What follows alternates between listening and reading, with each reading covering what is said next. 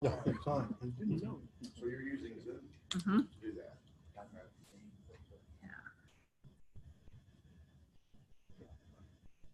All right, thank you guys so much for coming to our 12 o'clock session today on herding cats in your class, so classroom assessment techniques. Today, we're going to be talking about different classroom assessment techniques, where this came from, some of the reasons for using them, different cats that you could use, and thinking about applying them to your own courses or sessions or workshops or anything, so that the goal is that you'll be able to herd cats in your own class. There we go. In front of the cat there. All right. Now I've changed it. Gotta go back. So this information comes from a book. It's an oldie, but it's a really good one. And I've actually, in the handout, went through and found a summary of the book with the 50 different classroom assessment techniques that they talk about in the book, and just kind of a summary of each of those and the different areas. So looking at analysis and critical thinking, or looking at knowledge and recall, or problem solving, students' awareness of attitudes and values. So it's divided into the different categories for you as well. Not only, this resource, but also a lot of other centers for teaching and learning. Like when I just Googled classroom assessment techniques, there are lots of guides out there with some specific examples. Vanderbilt has a guide. I think Indiana University has a guide, but if you just Google classroom assessment techniques, you can find lots of other examples that apply as well, if you want to see any of those. So I found this cartoon that I really like.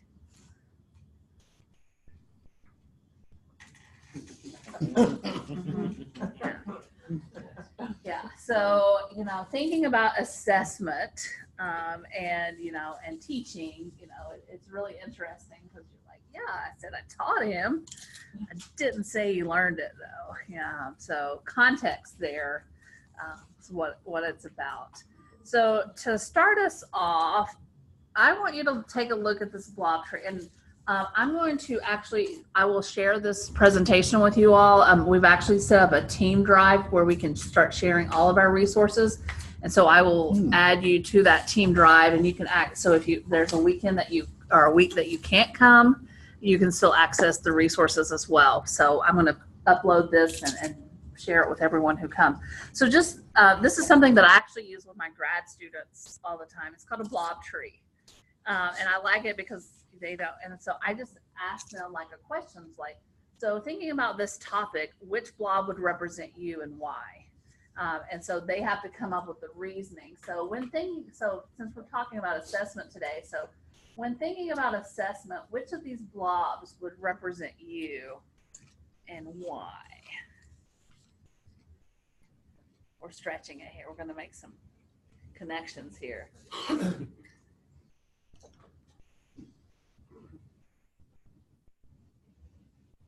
Not rhetorical. All right. I'm going to go with those two people that are sitting on the branch halfway up. Because I feel like I got some of it down, but probably some more stuff to do. And I'd like to do it with somebody else. Nice. My clarity, please. Yeah.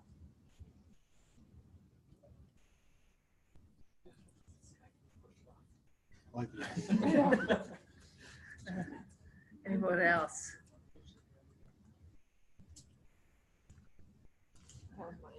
That was your answer too. Yeah. I like this guy here, kind of lifting up, because I want to be able to help support you all to reach your goals and whatever that may be.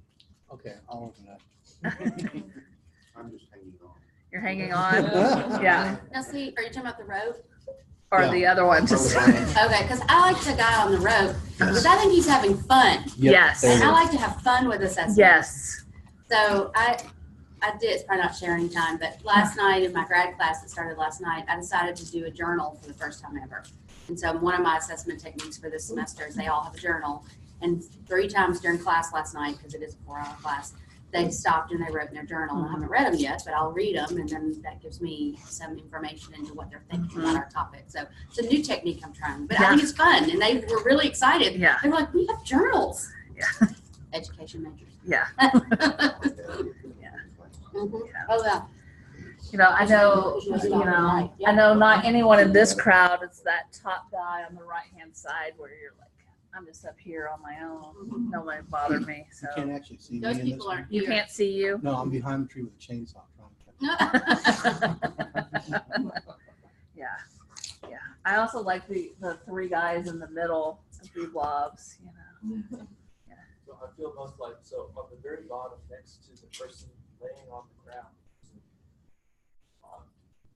staring up in awe, yeah, that one. Mhm. Because it seems like this person is happy to observe and is glad this thing exists and thinks it's cool.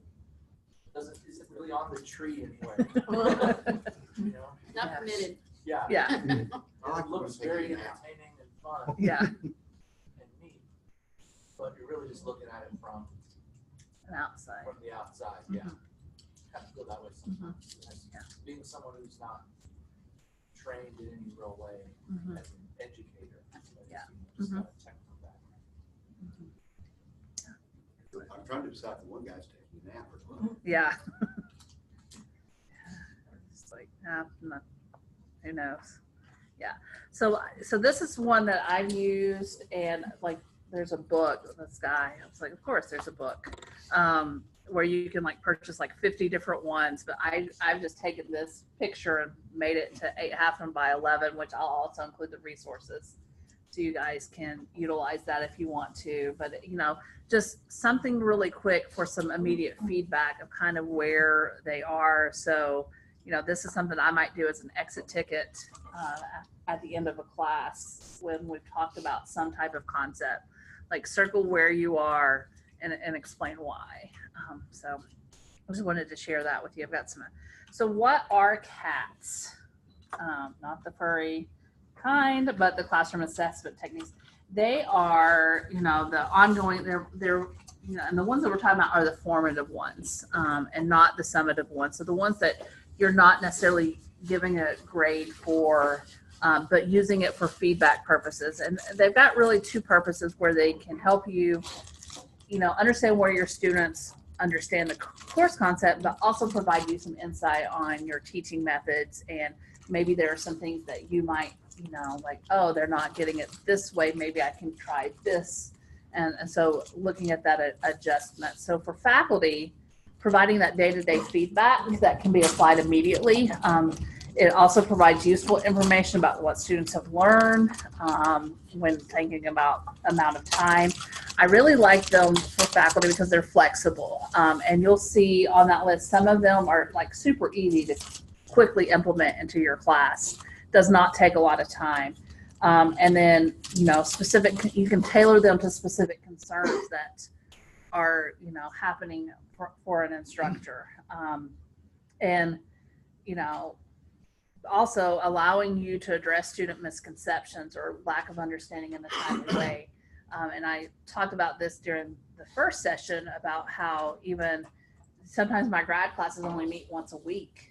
And so if they do something at an exit ticket, like when we get to the muddiest point one, and I see some major themes, I don't want to wait a week to address. So I'll do a quick video either that evening or the next day and kind of address some of those things. So that way they can get that information right away, because I don't want them to have, you know, confusion. But also foster good working relationships with students, because they understand that you're actually utilizing this for something, and it's not, oh, here's something to do, or I'm going to do this, the instructor's going to throw it in the trash on the way out the door. Because one of the things that is really helpful is that you articulate to your participants why you're using it, and you know, give them that information. So if it's something that you're doing at the end of class, when you come back for the next one, if it's, you know, pretty close together, okay, thank you so much for your feedback the other day. Here are some points that I want to address based on that. Or, you know, here are some things that you've made me consider as we go throughout the rest of the semester. So and then for students, these are great for self-assessment opportunities. So kind of having them rate themselves. You know, Misty and I come from an educational background, so it's easy for me. Okay, FIST to 5, how are you on this concept? Because our education majors get that. Okay, I don't really know. I'm feeling okay about it. Like I'm a rock star at it, you know. But you know, some people want to like process and maybe think for a few minutes and not share out loud or see other people. So having them do that can also get their kind of buy-in of like, okay, you're really listening to me as the instructor. Of here's some feedback, and then I can see some things, and then also that showing their interest and caring about your success, which goes back to what the best college teachers do based on the Ken Bain study that we did. So according to the book, these are the strategies for kind of implementing the CAT. So first of all, think about what are you wanting to assess? What exactly are you wanting to learn from this information from the students? Then choose the classroom assessment technique that provides this feedback. It meshes with you, because if it's something that's going to be too like, no, this is not my style. This is taking too much time. I'm not going to do it, you know, and I'm going to say, no, because you want to maximize your amount of time, and then it can be implemented within your class. Then explain, when you go to implement it, explain the purpose of the activity to the students. Because like for me, a lot of these, I like them if they take 5 minutes or you know, fewer minutes than that in my class. I don't want to take a lot of time. And then conduct it. And then after class, review the results, and then decide what changes, and then letting your students know what you've learned from that information in some capacity. So one of the, like, sometimes I'll do it as a starter at the beginning of class, and when they're starting on something else, I might sort that information to be able to help guide some of the things that we're going to talk about. If we're doing like pre-assessment, if you have like a pre-assessment question before they come into class, that can help guide you as well. So there are some of those CATs as well. So this chart that I found is very similar to the checklist that are all of the summary sheets that I gave you of the different type of content areas that you can look at, the major question that you're wanting to think about, and then some CATs that may fit those needs. And we're going to talk about some of these today that are just really quick and easy, and then open it up to other things that you've tried or that you would want to consider trying. So one of the things that I like is the muddiest point. So at the beginning of the class, if you've had them do some type of homework or something, what were the 3 muddiest points from that assignment? So the 3 things that were like the most confusing to them. And kind of be able to categorize and then hopefully identify some themes that will help guide. Because if they all, you know, have the same thing popping up, okay, I may need to spend either some more time in class now or provide some supplemental materials to provide that information. Or at the end of class, after you've, you know, done the class for the day, and it's the kind of their exit ticket, you know, looking at that and then that clarifying. And this is the one I was talking about, how if it's a week between class meetings, I'm going to clarify it as soon as possible. I'm not going to wait till, you know, next week to identify those things, because I want them to be able to have a clear understanding right away. Anybody use this or a form of this?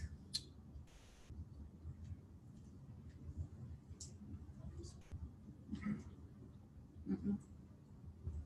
No? Okay. That's So okay. when you say exit, so you have them do it right there. Yes. And this is a take it with you, bring it back.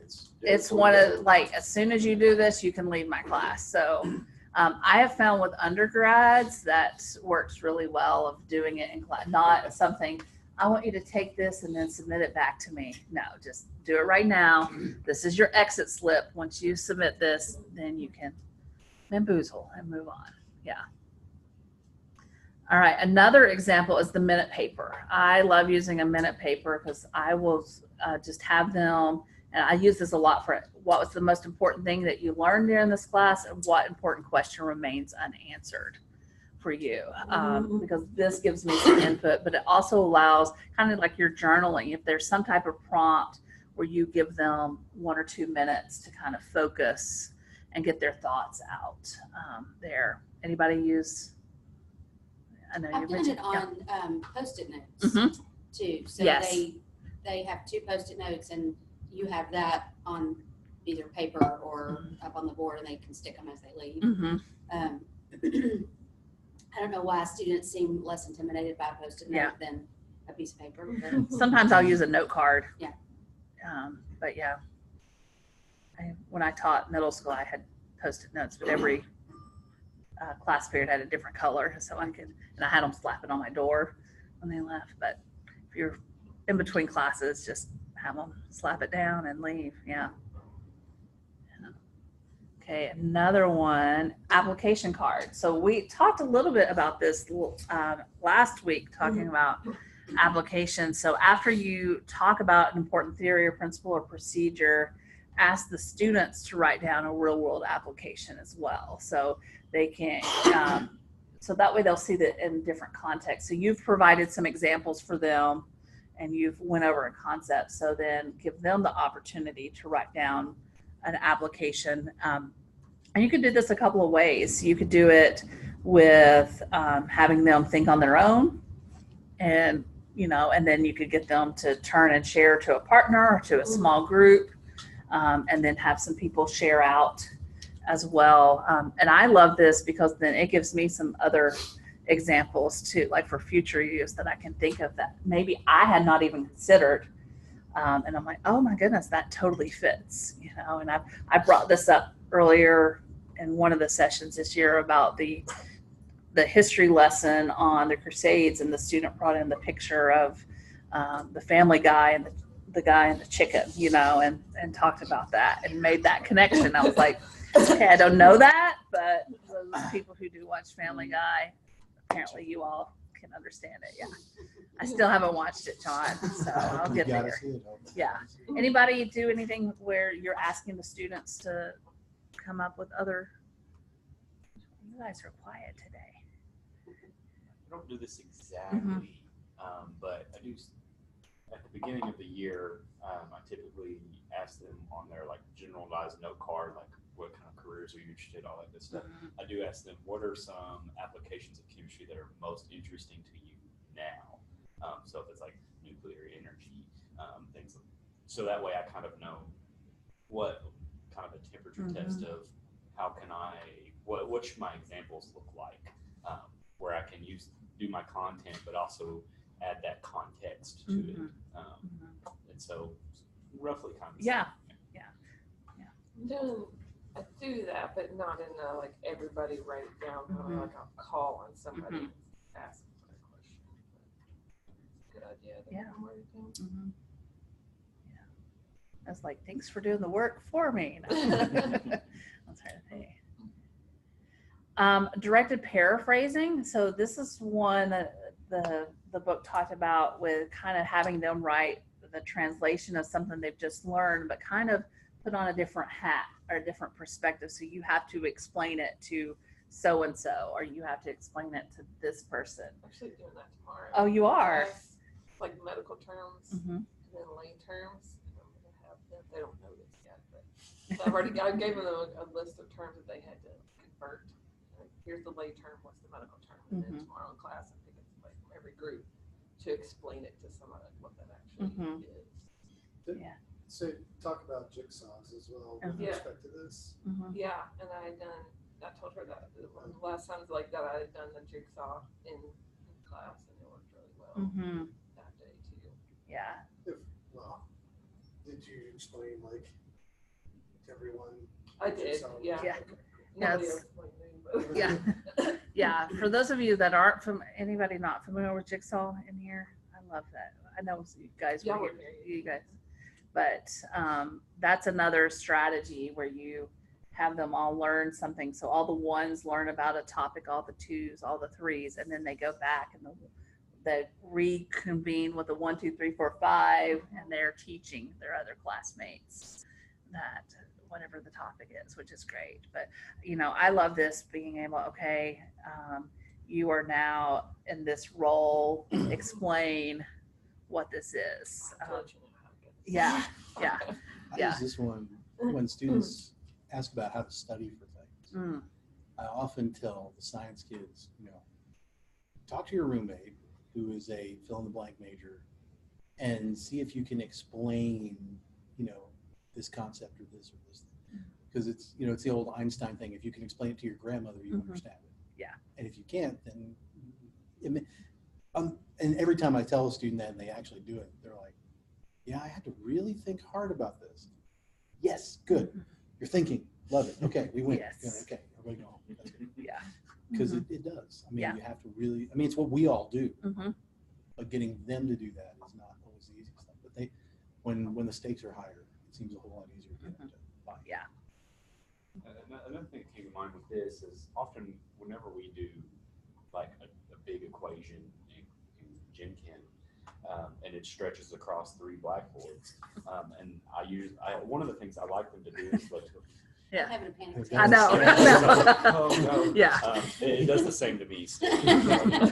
And one of the things I ask them to do is like, okay, all those words or all those letters or numbers on the screen, convert that to sentences. What is that telling you? Explain that to somebody, Mhm. or write that down on your sheet of paper, and then I'll go through and say, I'll read it like a book. Mhm. This happens, then this happens.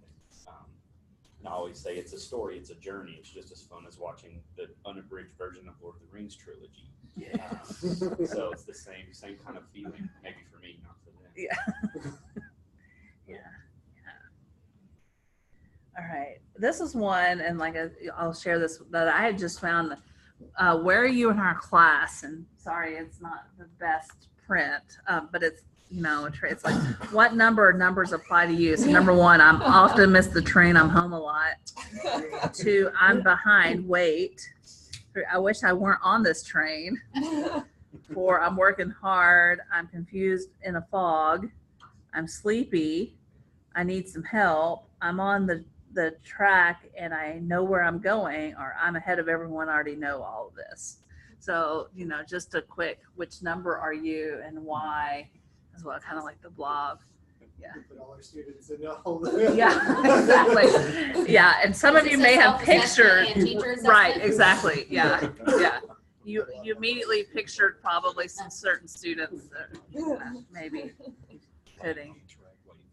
Waiting for the train. Or they're like Just got run getting over. run over by the train. Right, I yeah. don't see anybody flat on the track. No, Yeah. no, yeah. You might add the number 10 there. Yeah. And this is like, we're a little bit about that feedback, you know, just to get, you know, on the content. You can easily do this, you know, half sheet of paper if you want to hand this out, or you can do a Google form. But, you know, the clarity of today's session, the pace of this class, what's been most helpful, what could the instructor know to help improve your learning, and what could you do to improve your own learning in future sessions. So, you know, I had seen this one as kind of to get some feedback, self-assessment opportunities, but also one of the ones that I've done that's very similar is, what do you want me to keep doing? What would you like me to start doing? And what would you like me to stop doing? And that has been really interesting to see. Like, they're like, we don't like this. And like, they didn't like a 15-minute break because it was a 4-hour class. They wanted more of a 10. I'm like, just tell me, I can adapt, you know, and we can, you know, that's something easily, you know. So just those 3 questions that I would ask to get their feedback on. Yeah. Keep, start, stop.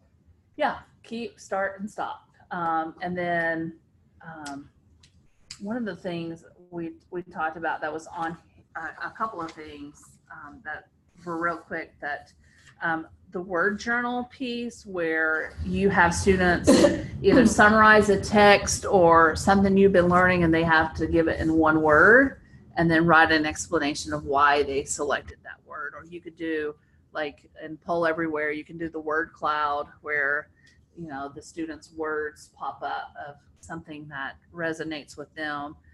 But I also like doing analogies as well. One of the examples I've used, I know I've used it in here, is for my communication course. I want them to create an analogy, and like communication is like blank.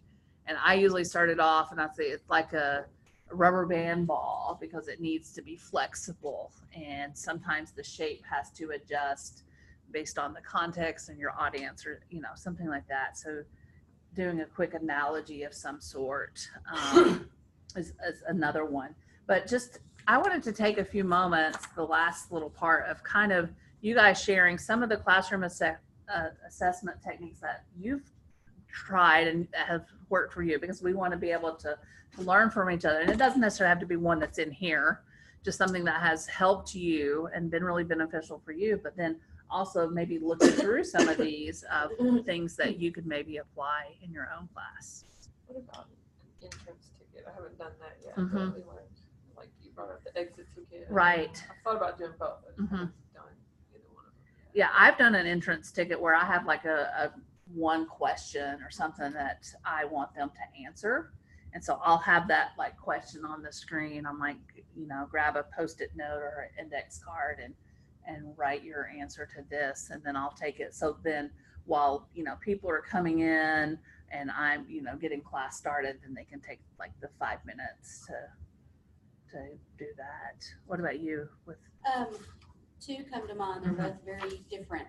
But one is the alpha boxes. So you have a piece of paper that has a small box for each letter of the alphabet. Mm-hmm. And so especially if they've done like a pretty intense reading or a reading with a lot of information before class, then they have, and it also depends on how long your class is. I mostly teach grad classes, they're 4 hours, but they take 10 minutes and they fill in as many boxes as they can with concepts from the reading, based on each letter of the alphabet.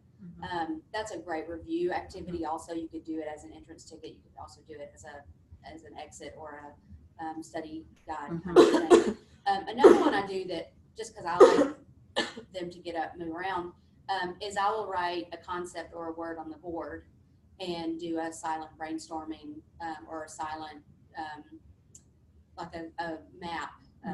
What's it called when you, so like maybe my word is inclusion, and then they get markers and they go up and they write what they think of, what they've read about, what they've learned. But The then graffiti board. Graffiti board, that's a good word for it. So it used to be called chalk talk. Yes. That, and of course we don't have chalkboards anymore, so dry erase talk just doesn't sound as good. But and then they can write off of each other. So if someone writes, you know, I think this is a bad thing, then they can expand, they can write, and they can draw lines. And I just, you know, and that's one of those things where you kind of have to step to the back of the classroom, because otherwise they'd look to you constantly of, should I write more?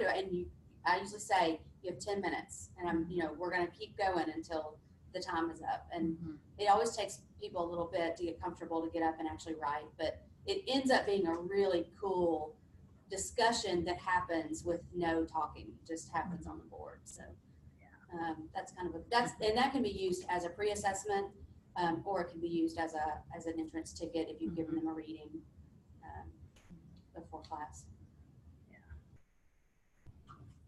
I have a question. How much is this impacted by their desire to be in that class? You know, I teach a lot of sections of students that have to be in my class, that have to be in my section. So I'm sitting looking, thinking, this would be a great idea, but I'm how much negativity is going to come through, because it's like, well, I really don't want to be here.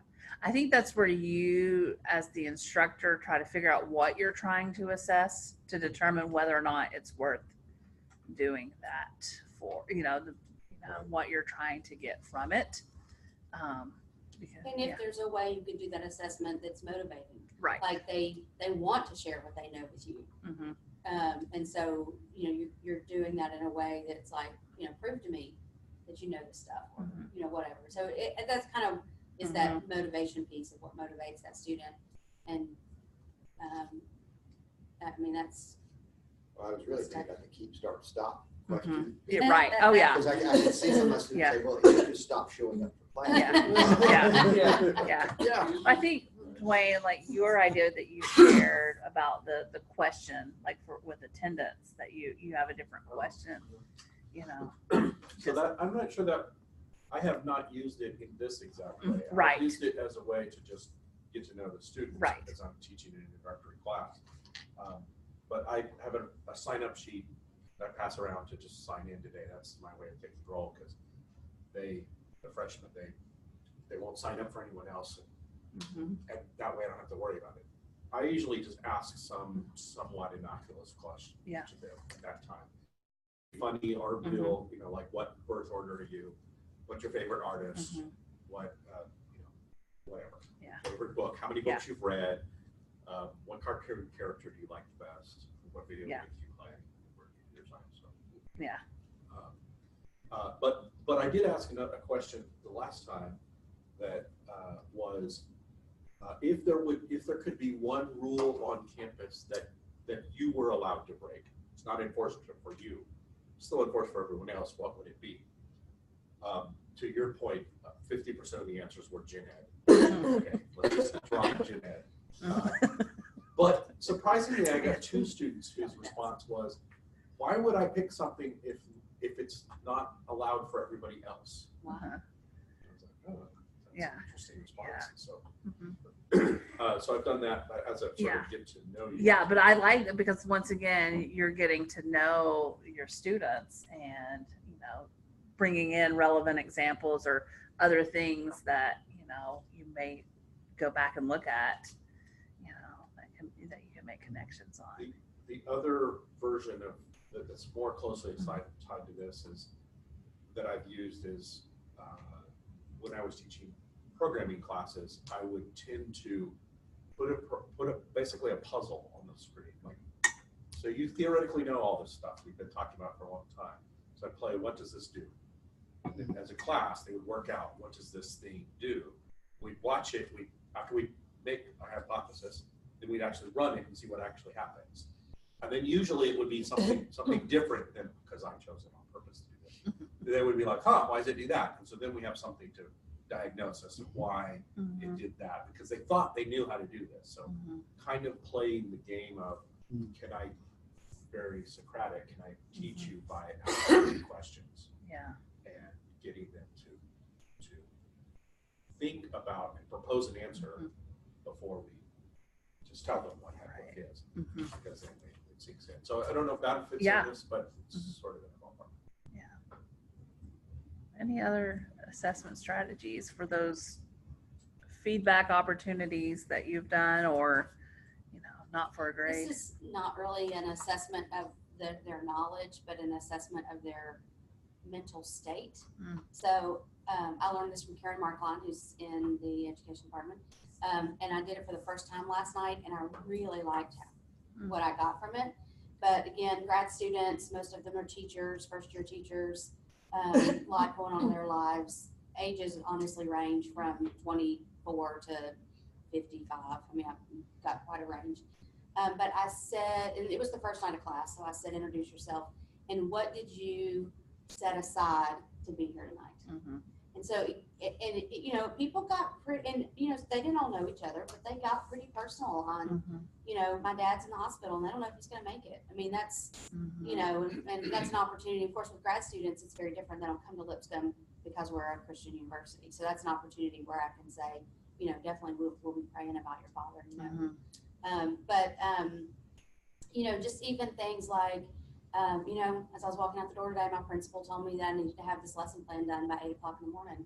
And I'm sitting here thinking I'm sitting in class and I'm going to do that lesson plan when I get home. But it's good to know like where their mental state is as they're in class. And again, with adults, it's so different because some of them have kids. One of them said his daughter's 1-year-old birthday was yesterday and he wasn't going to get to see her because he left before she got up and he wouldn't be home until she was in bed. And so, I mean, that's tough, but it gives you some insight into just their commitment and also just where they are when they're in class. And if they're zoning off, it's not because you're being really boring. It might be because they're thinking about whatever's on their mind. So that was something new that I did that I really liked. Of course, my class is all about building a classroom community. Yeah. So I was modeling an activity of how to get to know your students. Yeah. But I was like, wow, this really is a good thing Yeah. and you get to, with graduate students, it's so much harder to make that personal connection Mhm. because I see them once a week and, you know, it's just a little bit different. They have their lives. They're not just here on campus all the time. Mhm. And so to make that connection, you know, right there was, I think was really good. Yeah. So different type of Yeah. assessment. Mhm. Anyone else? Yeah, I've done the keep start stop thing Mm-hmm. before, and very useful. I usually encourage it. But my thing that I typically do is my whole thing is metacognition. Mhm. So I do metacognitive checks at the beginning of every major unit where I say, here are the topics we're going to look at. And I do the planning stage. So I say, what do you already know about these topics? And they can say, I have no idea. What do you already know? And then after we finish it, or during it, I have metacognitive monitoring where it's like, okay, we've learned this so far. What are you thinking? What didn't you understand? What do you understand? And then when we wrap up the unit, I do the evaluation where it's like, is there anything that's still muddy? Mhm. Muddy's point essentially. Mhm. What are some things that you still need clarification on? And sometimes I collect that. Sometimes I just do it so that they do it, so that they're monitoring themselves. But that's my big kind of formative Yeah. thing. I love KWL charts. Yeah. You know, that's kind of. But I also like to add an S, like what supports do you need, like in knowing some of this as well. That's great. This is what I just thought of that I will do sometimes. I was like, okay, I'm going to show you guys an image. You have to select an image. So, everyone got your image? Oh yeah. Mm-hmm. Then I have a question based on each one that they, yeah. So, anybody choose $100,000? I had to, Uh-huh. I've done this too, but I've actually brought the. I know. I usually bring the candy, but They like to what we show, do. yes. Yeah. Let's see what we got over there in our bucket. You know. Yeah. I would like $100,000 bar right now. Yeah. please. Yeah. Yeah. So. Yeah. Uh-huh. Mm-hmm. Yes. Yeah, I did that. I have one that also has the Snickers as well. So what? Made So you what's the laugh? question with that? Yeah. That What? made you laugh What today? made you laugh really? today? Mm-hmm. Just to. Milky Way. Yeah. Mm-hmm. Yeah. So just something fun There you that go. I can do as well. Yeah. Yeah. Well, so anyway, what we would like for you, once I get.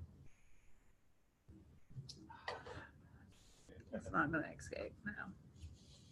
Exit. There we go. Just thinking about, and take a look at these classroom assessment techniques. So that way you can look at the different ideas. And like I said, there are lots of resources out there on those. I saw one like the categorizing grid. I saw that example like from a biology standpoint and how they did some categories for a biology lesson as well. But I will also, I'll add the Alpha Box because I have that as well, like to the resources for you guys to have for this as well. So that way, hopefully you can definitely herd the cats in your own classes as you go through. If there are activities that we use, can we send them to you? To put Yes. in, and then we can Yep. all share other things. And I think, yes, absolutely. And I think I might be able to let you edit, maybe. I don't know. I have to look on that drive. I have one drive where I can let people edit. The other one. Because I have a Yeah. few assessment protocols we use for reading Mhm. activities, and again, just because we're in education, Yes. we try to do a lot of activities that they can use in their classrooms with their K-12 population. But it would be great if you assign an article and then they come in with like The text rendering one. the text rendering or like the 4A's protocol or things like that. Yeah. So it's a good way to get them to read the article before class because they have to come in with their 4A's already written out and then we discuss it or whatever. So I can send a couple of those over. That would be great. So, and anything else that you guys have. So, yeah. Any other questions or Are you comments? bringing the candy next week? I'll bring the candy next. Al will. It's Halloween #1, right? And I'm not going to be here. So I'll tell Al he has to bring candy. Okay. Yeah. If not, I'll bring it the next week I'm back. Okay. I want my 12-ounce bag of nuggets. Is there Yeah. something, That's what I was saying, I want the whole bag. I want the whole bag. It said I like 12 the ounce. Hershey. Like, I'm I picking like that the one. Hershey nuggets. is there So. something next week? Next week is talking about like multimedia for your Canvas course. Ooh. Mm-hmm. I don't have that. I need to look. I must have updated this.